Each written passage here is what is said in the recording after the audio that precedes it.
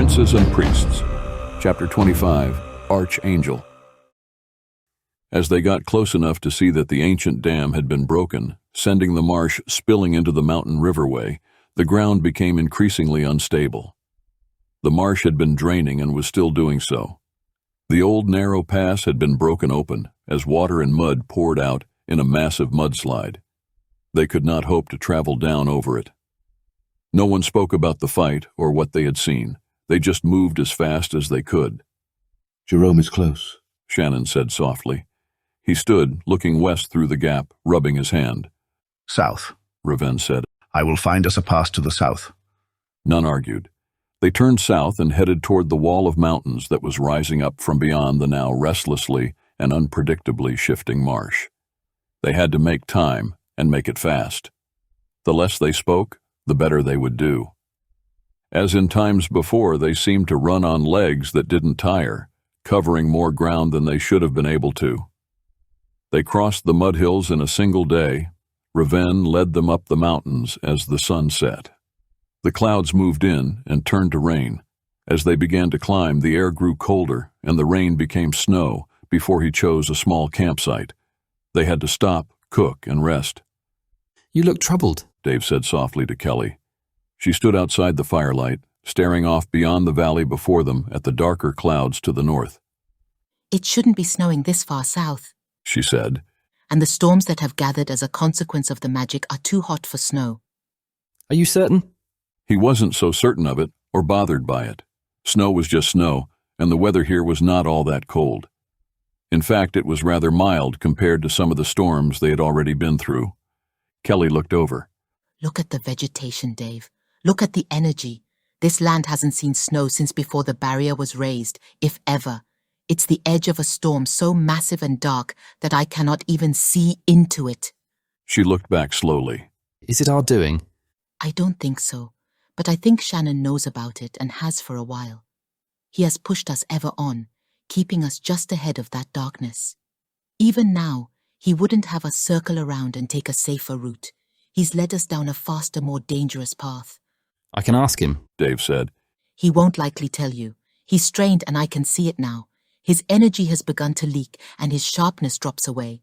Things aren't good for him here." "If it was that bad, he would run on without us." "We should move as soon as we can, not just to get away from Jerome." Dave stood, looking north at the storm that he could barely sense, even when looking right at it and knowing that it was there. He was back at camp long before Kelly. Theo seemed to have taken over the fire and Tavia's tasks. As he took the meal that Theo offered him, Dave spotted Shannon off to the side. "Thanks, Theo." Dave smiled. Theo tried to smile and look at his friend, but did neither.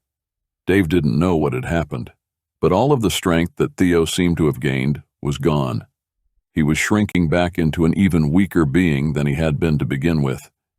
Dave nodded at Theo and went after his uncle, who was vanishing into the trees. He found Shannon looking off to the north, just as Kelly had done. "The snow's a bad sign, isn't it?" Dave said, joining him as he took a bite of the steaming meat in his hand. Shannon stood, rubbing his left hand unconsciously. "We will not be too affected by it." "But Tavia and Travis are up there, the captain is there, and Salma." Shannon looked to his hand and dropped it, shaking it a little. "I'm sorry, you know," Dave said in Norwen. Shannon looked over at him. "For?" "At the battle," Dave said, gesturing back to the north. "For jumping to conclusions, but it did look bad, and hitting you was just stupid. I appreciate that you didn't react as you would have normally."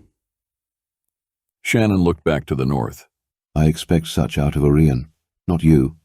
Still, I forget how very young you are.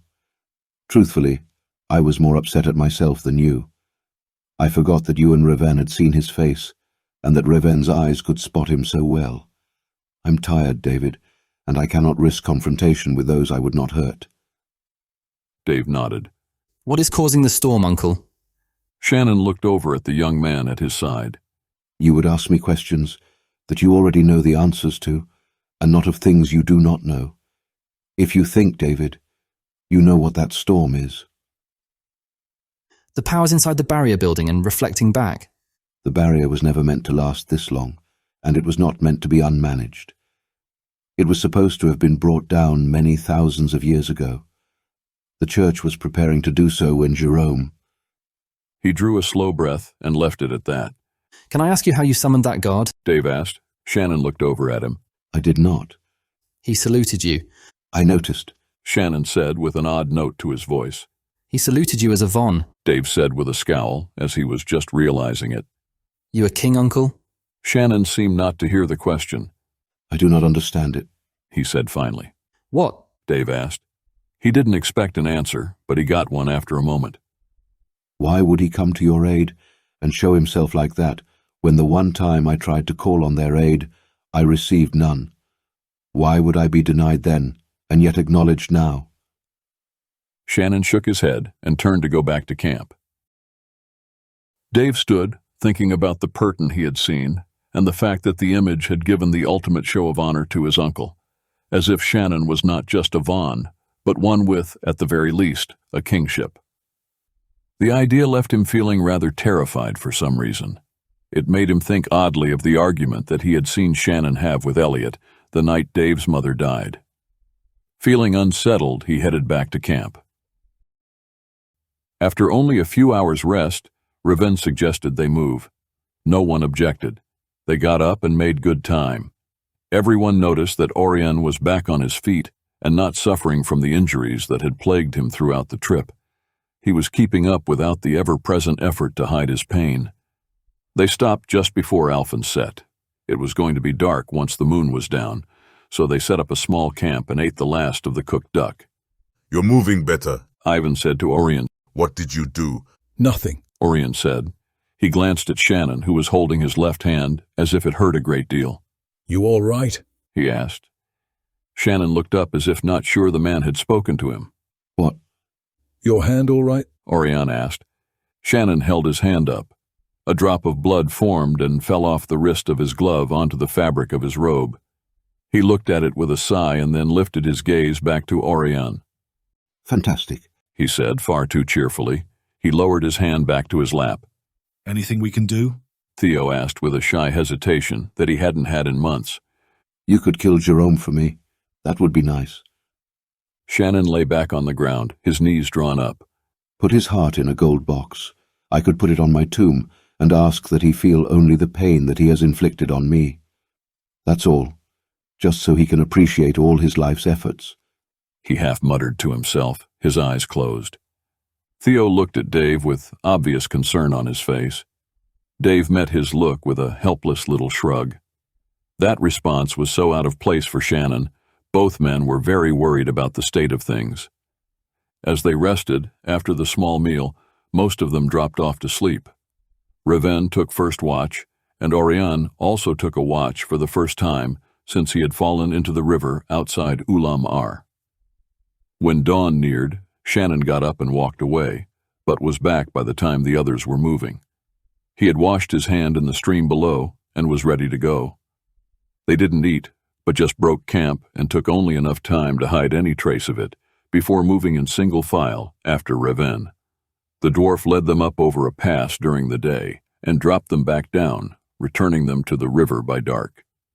By doing so, they avoided the ambush that waited for them farther uphill. As promised, Raven had successfully led them over yet another mountain range, this one much smaller than the last. It hardly seemed a true challenge for the dwarf, but they were all glad for his skill. They stood, watching the muddy river rage and churn. It dropped at a steep angle here and roared with rapids, marking the river border between human and elven lands. With the coming of dawn, Raven picked a trail along the rugged bank, keeping them moving. He left the river at times, going hours without sight of it, then came back to it as if he had known the path his whole life. Falling snow turned into rain near the river, then back to snow as they ascended. There was no wind, and the cold was minor compared to what they endured in the North Orc Mountains. There was little talk, just hard hiking that seemed to have no end. As the mountains dropped in elevation and the river brought them further south, the snow fell in tiny flakes that melted as soon as they hit the ground. The air was still and cold, and the river had slowed as they hiked the bank. The water became flat and smooth, reflecting the mountains and sky in a grand mirror image. This area showed the strain of the recent weather, with the vegetation looking stunned and frost-burned. The first breath of salty air reached them early that morning, and they all were thrilled at the idea of seeing this leg of the journey end. When it did spectacularly. As they traveled around the final bend, the river opened up and spread out before them, turning into an enormous gray ocean. The land stretched out like great wings in both directions, only to fade behind the soft curtain of snow in the distance. They were finally free of the rough, ragged banks of the river. Then they saw it. Through the veil of snow, a large ship was set at anchor. It flew the banner of the church. It was a great warship with the name Archangel. Its masts rose tall and reflected the glow of a deckstone. A deckstone would allow the ship to move more swiftly than any sails could. The high prow and narrow hull marked it as a thing built for speed. Somehow, it had gotten safely through the barrier shield, managed to reach this coast before them, and was waiting. Revan swore as he ducked back behind the trees, pulling Ivan with him. Shannon took the lead, cutting inland away from the ocean and the ship, almost at a full run. The mountain front here was very steep and hard to climb, dropping off sharply down toward the beaches. The vegetation was tough, prickly, and tangled from the saltwater winds that struck the wall of mountains here. The twisted pines and massive boulders were all that offered cover. They had crossed the entire continent and were now on the coast, with hope of escape almost in reach. It seemed horrifically unfair to have come so far, only to get caught now. They hadn't made much distance by dark, but opted to stop for the night and wait. A fall in the dark could easily kill a person here. Raven picked a boulder to hide against, where they huddled together. Even Shannon stayed close. They ate a meal of the gathered dry bits of rations they had, not talking at all. No one even thought of suggesting a fire. I'll take first watch, Raven offered. The others didn't waste time and settled down in the cold to try to get some sleep. Where'd Shannon go? Even asked Raven softly, kneeling beside the dwarf to get closer to his level. Raven shook his head. I don't know. He was just here, but I have an idea. He lifted his nose to the air for a bit and then nodded. Come on, let's go see what we can see. Together, the dwarf and the giant dashed back down the mountain. It wasn't long before even Ivan could smell the smoke from down on the shore. They were careful not to be seen or heard, just in case there was some uncounted presence hidden in the dark. The two crept close to the camp, which had obviously been there for a while. The tents were long-term, with sand piled up on the edges to hold against the wind. A few walls had been built to protect fires from the same, and a small dock had been built for the warship's boats that were tied to it even now. Around the largest fire, there were several men, all dressed in the uniforms of the church's hunters. Raven felt his dwarven heart begin to beat faster at the thought of betrayal. He remained still and let his ears adjust to hear what the men were saying, but to no avail. He didn't know the language. They are talking about going south. Even whispered in his ear. They are elf hunters. They've captured what they need. Their orders are full. Now they're debating, he added. Ivan listened for a bit. He was about to speak when a man strode into camp, startling them all. The language switched to an accented version of the human trade language. Nice fire, the newcomer said with obvious contempt. It's visible for yards. Your Eminence. The leader of the group at the fire bowed deeply, taking the newcomer's hand and kissing it meekly and nervously like a beaten dog. The night is cold.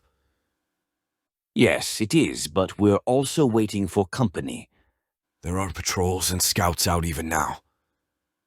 And a roaring fire and a ship in plain sight. He gestured at both. It's well shielded. We all are. I see that, and yet I also see your ship. I'll move it now.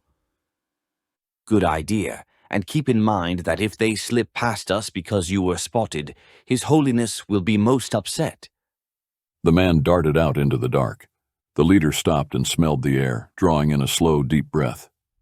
Raven sank down, wishing that he had a shield like Shannon and Dave's. Slowly, the man looked around the camp. Ivan tugged at Raven. Raven gave in at once, and they both pulled back. Once clear of the camp, Ivan and Reven stepped into a run as hard and silent as they could. Reven could taste a dark force begin to build. Oh God, he's summoning a demon. Reven realized, almost stumbling on the mere thought. The race was on. They tore up the mountain eastward. Reven began to gather power for a fight. He could feel the thing behind them getting closer. They hadn't gone all that far when Reven came to a sliding halt. He was moving so fast that he barely slid to a stop, in time to avoid falling over the edge of a high cliff. He had made a mistake, and that was not normal. He stood for a moment, utterly stunned, as Ivan grabbed him and jerked him back from the brink. The big man turned and roared a battle cry. There was no mistaking it. It was a warning. The others were sure to hear it and know it. Reven rolled and came up to his feet with the prayer in hand. He threw its power at the demon that was just bursting through the trees at them. The swirling blackness screamed. Reven was driven to his knees by the scream alone. It seemed to be tearing at his mind and shattering his ears. Even through his arms wide, a blast of power blew out from Ivan like a golden wind surrounding them and giving them instant relief from the scream. Reven shook the effect of the demonic attack off and attacked it again. The demon acted in desperation and lunged at Reven. Dark, bitter chill gripped him. Most men would have been lost. Others would have been consumed by the coldness, but Reven was a cleric and trained for this. This was his life as much as vampires were Orion's. The fight was one of the worst he had suffered, but he overcame. The demon was shattered. Panting, Reven sucked in night air. He had barely begun to think past the dwarven drive when he heard Ivan shout in pain. He looked up as Ivan went to his knees, a spear in his side. All around them were the hunters from the camp below. Go, Reven said in Dwarven. the river. He didn't know how many words Ivan had picked up, but he hoped that he knew those. Reven looked at the emerging men. They all had arrows drawn and aimed. As the leader that had discovered them emerged, Reven threw his last power to the north, blasting clear a path for Ivan to escape through. He was done, and this time Shannon wasn't going to be able to save him. He prayed that Oirion and Shannon had gotten the others out of here. Ivan bolted as several arrows shot free from the bows toward Reven. Reven roared in anger and pain before he hit the ground. Oirion rolled up to his feet right out of sleep. He could feel the demon as it burned his shields and set alight the wards that he wore. It wasn't even a breath before he was on the move, snatching up his pack and waking the others. "Where's Reven and Ivan?" Dave asked. From the northeast, a great cry went up, answering that question and assuring them that Oirion wasn't overreacting. Where's Shannon? Theo asked, looking around. Not our biggest problem, Oirion said. Let's move. They headed north as fast as they could in the twilight of the small Omega. Of all the nights to have only one moon, it had to be tonight. The light barely allowed them to move through the trees without walking into them. It wasn't even enough to keep Theo from tripping and falling. He bit back a cry as he slid down the hill. The land dropped out from under him. One short moment of panic, and he hit the soft ground again, his breath driven out. Pushing himself up to try to rejoin the others, even before he got his breath back, he froze when light flared up before the group. "Don't bother to fight," a man said in common tongue. "You'll get hurt." Theo held his breath and lay on the ground as several trolls wearing chains emerged into the light. Oirion had no choice. He didn't have the time for magic, and against that many trolls they could not hope to win the battle. He surrendered, lifting his arms slowly. Theo didn't so much as twitch. He just watched as the group was bound and led away. It was a long while before he moved at all. Slowly he got up and headed for the shore, picking his way a few feet at a time. He knew for certain that there were trolls out here looking for him. He was not about to lose his friends again, not after everything he had done to get here, or how far he had come, both physically and spiritually. He could save them, and he knew it. He just had to force himself to do so. The beach was sandy for a few yards. It was coarse, dark sand, sharp and gritty against his face. Reven looked through his eyelashes as more men entered the beachside camp. He almost growled when he saw that the returning men had his friends. Ivan, Kelly, Dave, and Oirion were presented to the camp leader. The man looked at them a moment and spoke. "Do you not recognize my rank?" he asked Oirion as he turned his collar to show the golden star of a cardinal. Orion's face hardened. Your shields are leaking, Oirion said coldly. The reek is unmistakable.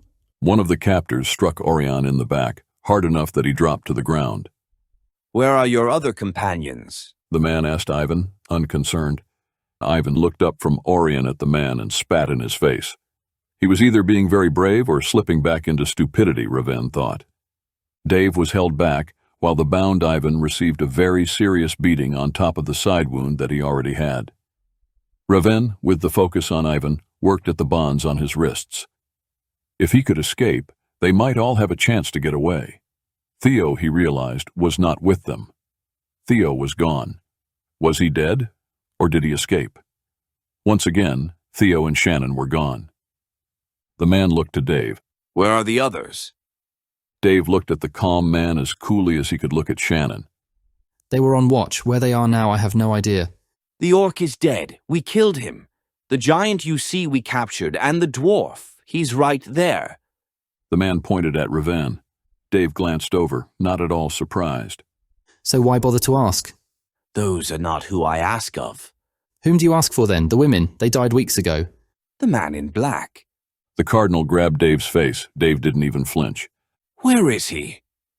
Dave moved so suddenly and with such little warning, even Raven was impressed. Dave grabbed the man who held his face, the bonds of the rope that held him slivering apart as he moved. They were no restraint at all. At the same time, Oirion rolled, kicking the legs out from under another. He stole back his sword and came up, slicing another across the chest. Dave and the cardinal were locked in a battle of power that held them bound, eyes frozen on each other. Ivan rolled up and tackled another. Whatever magic Dave had used on his ropes had worked on Ivan's ropes as well. Raven wished his had been destroyed, but they stayed strong and solid. Raven struggled harder to get his hands free. Finally, he gave up on the bindings and forced his way to his feet. He ran to the fight, slamming into the legs of a man who was about to attack Ivan from behind. Both went down. Before Raven hit the ground, Oirion was there to grab him up and drive a blade into Ivan's would-be killer. Oirion sliced the bindings that still held the dwarf's hands. Grabbing at the axe they had failed to take away, Raven joined in. The men on the beach were killed with almost shocking speed. It was Oirion who moved in and sliced the throat of the man who was still locked in a power struggle with Dave. The blood wizard with the cardinal's star fell at Orion's feet. Dave gasped and nearly fell. Ivan was ready and caught him. Aiding each other, they ran up the beach, away from the camp and into the darkness. They stopped just before dawn to catch their breath. Without warning, from behind the trees, the trolls appeared. They could have paralleled during the night, or perhaps some magic was involved. Either way, they emerged out of the trees with low and dangerous growls. From up the beach, on horses, came more men. Damn! Ivan swore. David's reaction was just a little more colorful, showing his sailor background and the wide range of languages he used. They sat and waited. There was nowhere to go and nothing they could do. Raven took the ring he wore and, twisting it, forced it over a knuckle that had long grown thick with age and use.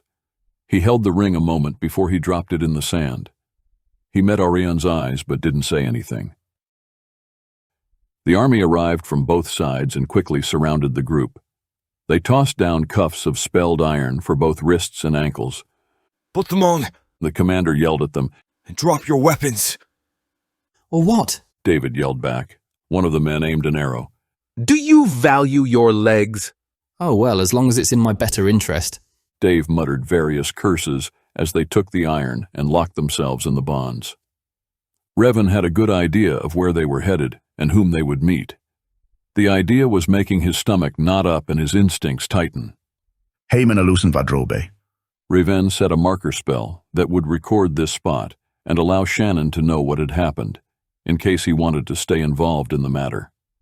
But then, there was a part of Raven that seriously doubted that he would see that man again. Shannon had already gone far beyond what any other man would do. Hope was only within the group now. The men moved in and pulled the captives to their feet, and then they all headed back up the beach.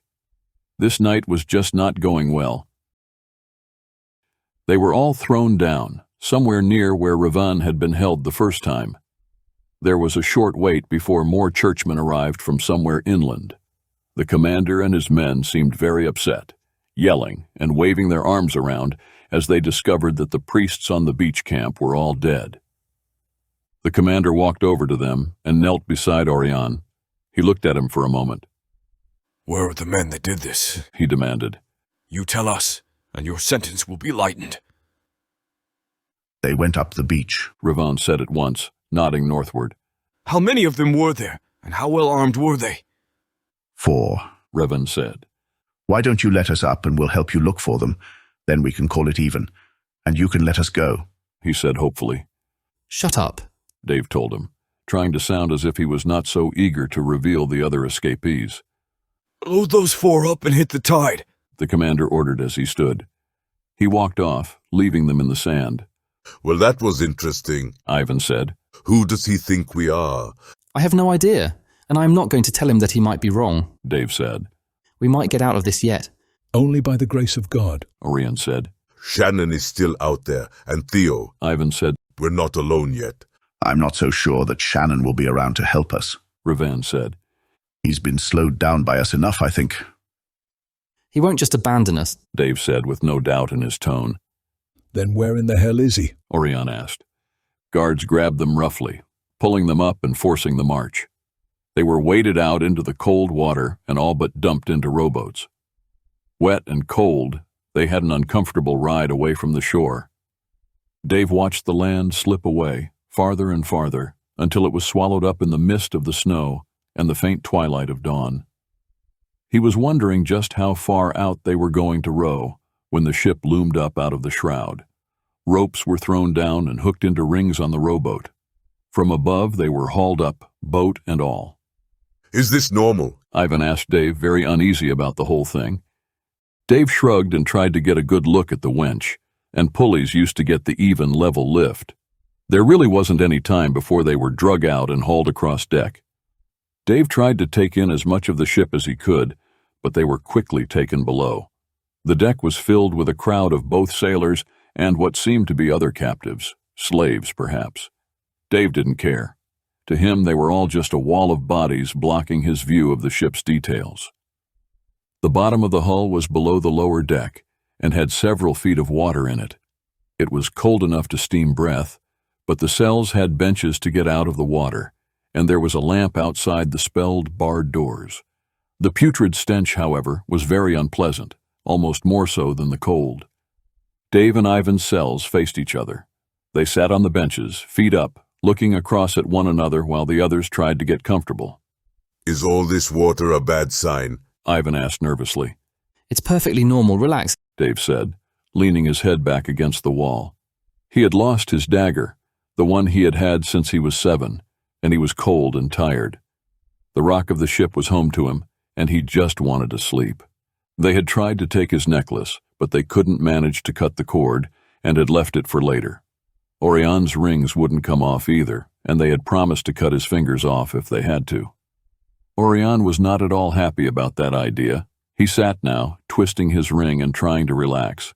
Can you tell what way we are going? Ivan asked. No, Dave said, getting more annoyed every time the man spoke. I miss the women, Ivan said sadly. I miss Shannon, he added after a moment. Dave wanted to growl at the man. Their friendships were starting to break down. If Ivan would just shut up, it wouldn't be so bad. Theo felt like crying. The moon was sinking down, and the true dark was about to set on him. There were horror stories about what comes out in the dark of the moonless night. The last of the priests had gotten into boats, and the beach was clear. He was almost tempted to run out and call them back. Better to be arrested and with the others than be here alone. Come on, Theo, you're bigger than that, he told himself, trying to remember that he was the same man who had been a respected member of a group who had fought in the Battle of the Nomads. He was not the coward that he was feeling like at the moment. He still had that magic. He sucked it in and stood up. The last of the ships were out of sight. They might have left some food on the beach, he thought. It might be worth it to build up the fire and wait the night out. And pray that Raven or Shannon show up, he muttered. The sand was deep and rough, not like the sand at home. He sighed, thinking of home, and how, as bad as it was better than this. He hoped that his parents didn't realize that he was missing, as that wouldn't be good. If he did return, there would be all sorts of questions that he couldn't hope to answer, like, "Where have you been?" The beach was littered with the trash of a camp, but there was no food and nothing to drink. He threw what he could on the fire and sat at it, trying to imagine that the cold was just due to the time of year and nothing more. Despite his fear and the worry of the dark, he drifted off, head bent forward over his folded legs as he dreamed about the nomad girl. Now that would have been a good life. Theo woke up in the utter darkness. For a moment, he felt panic, but then he saw the stars out. It was more than he had ever seen before. There were billions of them shimmering out there above him. Most were usually hidden by the glow of one of the moons, but tonight it was amazing. He spun around at a sound. "Easy, Theo," Kava said in the dark. "It's just me." The orc came up the beach, limping heavily. His side was bloody, but he had bound it in the robes of some unfortunate guard. What happened? Theo asked, trying to sound calm and refraining from hugging the orc with relief. "You were expected. Demons run faster even than I do." He smiled a tiny bit and sank to the sand. "You alone?" Not anymore. You seen any sign of Shannon or Raven? "They have Raven, and no, I've seen no sign of Shannon. How did you escape?" I tripped at the right moment. Theo sighed heavily. I don't know what to do, Kava. I'm not even sure if there is anything I can do. "We'll wait a day for Shannon. If he is out there and going to help, he'll show up by then. If not, you and I go home. The nomads will welcome you, but we go the long way, not by the river." I thought you already went home. Shannon would have argued with me about it. I traveled a day, then doubled back. I've been tailing you, trying to further hide your passage. Theo pulled his knees up and hugged them. Just a bit ago, he wished to be back with the nomads, but now that it looked as if that was his only choice, he was suddenly very worried about his family and his people, not to mention his friends, sailing off to whatever fate. "You know what?" Kava said with a chuckle. What?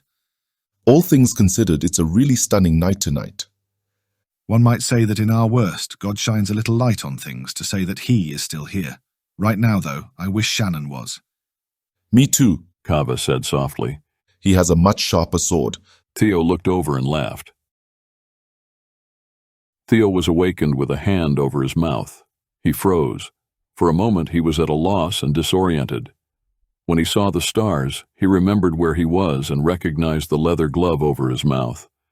The hand lifted away. Shannon, he breathed. "Get up." Shannon breathed in his ear. "Hold on to me." He took Theo's hand and helped him up. Kava moved in beside them. "Nia," he whispered. Shannon took the lead and moved them down along the water. The surf would roll up over their feet and wipe away their tracks. Theo could see nothing but the magnificent canopy of stars, and had only Shannon's lead to follow. As they traveled farther, it got even darker. Clouds rolled in and the stars disappeared, leaving them in utter darkness. Kava kept close, moving like a wisp of fog alongside them. Theo was a little afraid to look back and just focused on keeping up. He had not known Shannon to walk at this fast pace very often. The sun was just about to rise when they veered off onto the beach. Shannon stopped at a point in the middle of the sands. He knelt and picked something up. "We need to move," Kava said, and they did so. They kept to the water's edge, even though it was so cold that it made the whole body hurt. Morning came slowly, but when it did, they cut to the trees at a run. Once under the shelter of the flat boughs of the evergreens, Shannon let go of Theo's hand and sank to the ground. He was tired, and it showed. He knelt and covered his mouth with his hand, eyes closed, rocking a little. "What happened?" Kava asked Shannon with concern. Shannon looked up. The events of the night were still fresh, and his whole body hurt for it.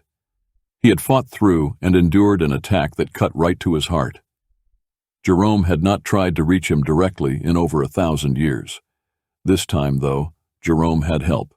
He had demonic help. It made Shannon almost feel as if the initial attack that happened 5,000 years ago had happened only days ago. He knew that if he tried to explain, he would break down in tears, and that just wouldn't do. Physical battles weren't the only ones going on last night, he said, and left it at that. He knew that he wouldn't last long in this condition. The shields that he maintained, hiding the three of them against Jerome's demons, were going to drain him quickly.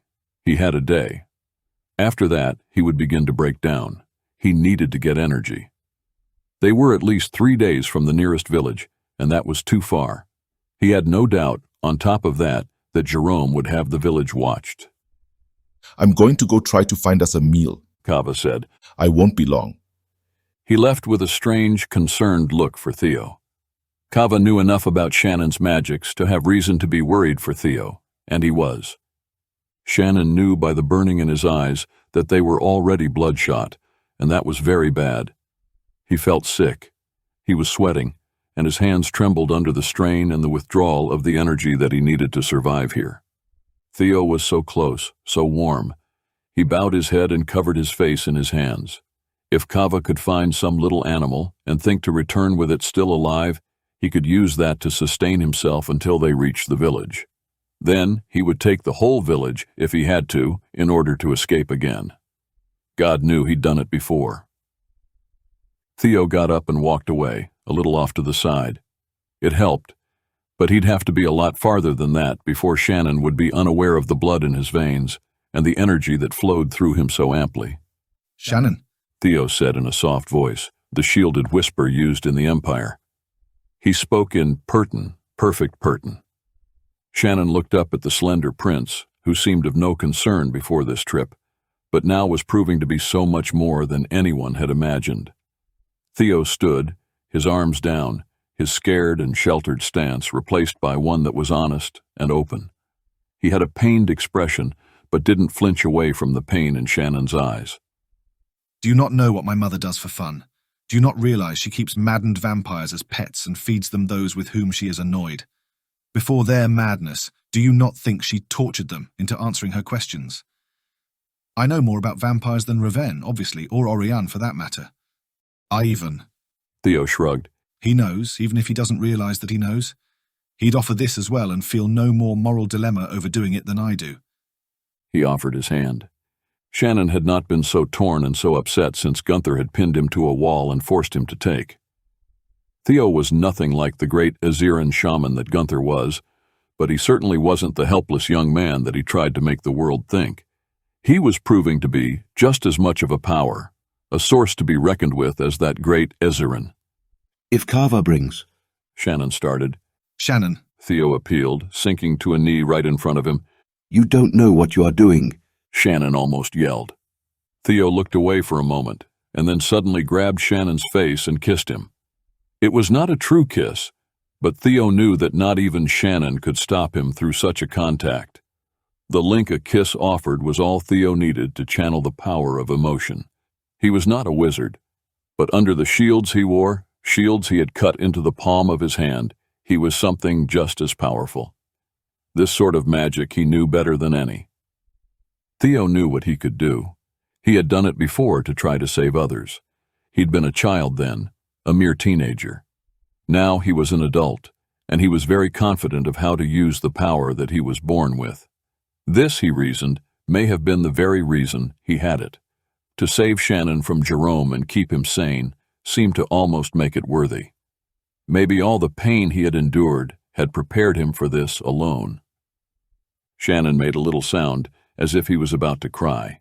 He grabbed Theo by the shoulders in a painful grip to push him away, but Theo had only to bring up the memory that haunted him the most. Forgetting all else, he poured it into Shannon.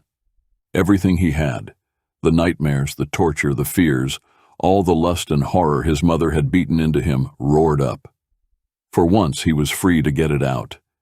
It felt as if it was alive and raging out of him. This time, he did not shy away from any of it.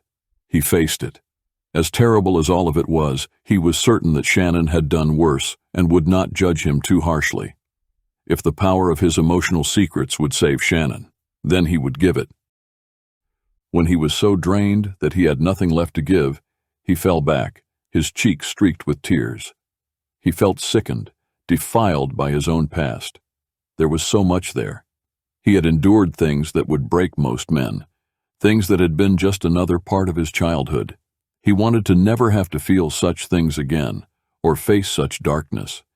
He did not want to feel the power that was moving through him now. He had not thought that by simply unleashing the emotional memory that the deeper powers within him would be so stirred up. He caught his breath and wiped his cheeks with a sniff. Shannon looked at him with a pained look, but didn't say anything. He just closed his eyes and let it sink in. Theo sat heavily and pulled his cloak tightly around himself. Therodon, Shannon said after a long silence. Tell me something. What? How do you know how to do that? Theo drew his knees up and hugged his cloak tighter as snow started to fall.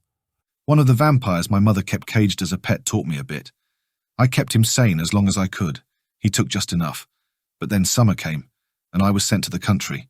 When I returned, he was a caged animal. He was quiet for a moment. Sort of funny, he was the first person I ever thought of as a friend, and the only teacher I ever respected. It's a shame to think of all the things that he could have taught me if I'd been older and able to learn without getting hurt. Shannon watched Theo, looking as calm and in control as ever. You are a complicated man, Shannon said. Ha ha ha. Theo laughed a little. I'll take that as a thank you, I guess. He looked up as Ka'ava returned with a small rabbit that was still alive. Ka'ava looked at Shannon a moment before the thing squirmed free, jumping away. Ka'ava let it go. Should we be going then? Ka'ava asked. He sighed as the rabbit vanished into the undergrowth. Thank you for listening. Don't forget to like and subscribe to the channel. We greatly appreciate your support.